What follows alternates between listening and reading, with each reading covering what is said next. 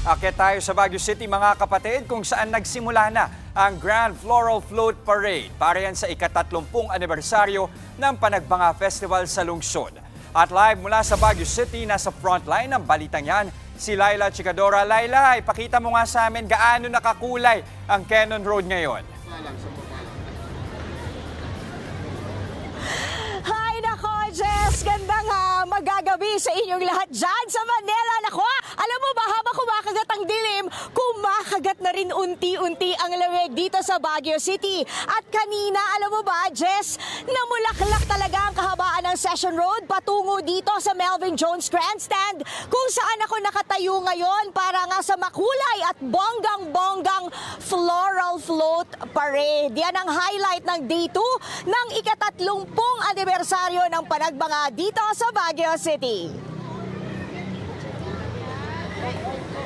Una sa parada ang float ng LGU ng Baguio na hugis ng dalawang malaking kabayo na kulay puti at brown. Sa leeg ng mga ito may numerong 3 at 0 na sumisimbolo sa ika-30 taon ng selebrasyon ng Panagbanga Flower Festival sa lungsod. But wait, may karera ba? Kasi ang dami kong nakitang hugis kabayo ha. May cute mini kabayong pink at orange na gawa sa mga everlasting.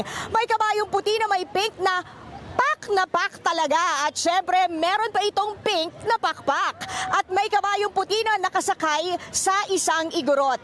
Isa nga naman kasi ang kabayo, no, sa simbolo ng Baguio City. At syempre, Year of the Horse din ngayong 2026. Nakadagdag pa sa saya ang PMA Marching Band na tumugtog ng sikat na hit song sa isang pelikula. Saktong-sakto sa tema ng non-competing float ng Baguio Country Club, kung saan kumakaway pa ang mga cosplayers na nakabihis Demon Hunters. Present din si Derby Tiger, ang pusang asul sa animated movie. Gawa ito sa mga ipa na kinulayan ng bughaw. Strawberry at Leon naman ang ibinida ng isang float na to. At ang float na ito naman, nako, nangangaboy sabong pangligo habang bumubuga-buga pa ng bubbles. At may nagsha-shower pa talaga ha, sa loob ng glass na banyo. May pikak at pares din ang hugeswan na kulay pink at puti ang float na ito, habang sa float naman na ito, giant lechon manok naman ang bida. Umuusok naman ang pagkain sa float na ito na para bang bagong luto lang.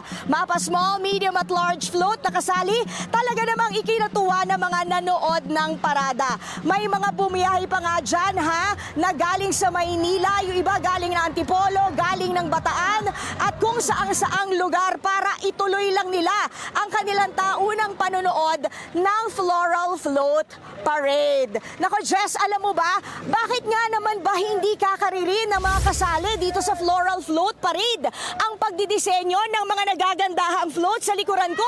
Alam mo ba kung magkano ang premyo?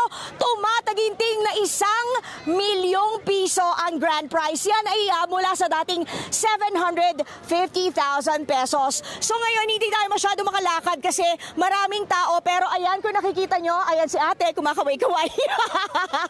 At syempre sa likuran ko, ang ilan na lang sa mga natitirang float na pumarada sa kahabaan ng Session Road kanina. Ayan ha, bukas po, speaking of Session Road, ay sarado ito para sa taunang tinatawag nilang Session Road in Bloom. O hindi ba? Nabahagi pa rin po ng ika-30 anibersaryo ng Panagbanga. Dito tayo lahat! Woo!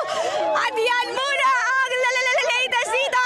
Jess, balik sa inyo sa studio. Panagbanga! 1, 2, 3! Panagbanga! Nako, hindi ka na namin pipigilan. Mukhang gusto mo na mag-enjoy kasama mga kapatid natin dyan sa Baguio. Muli, maraming salamat at happy Panagbanga dyan sa inyo. Laila Chicadora, live mula sa Baguio City.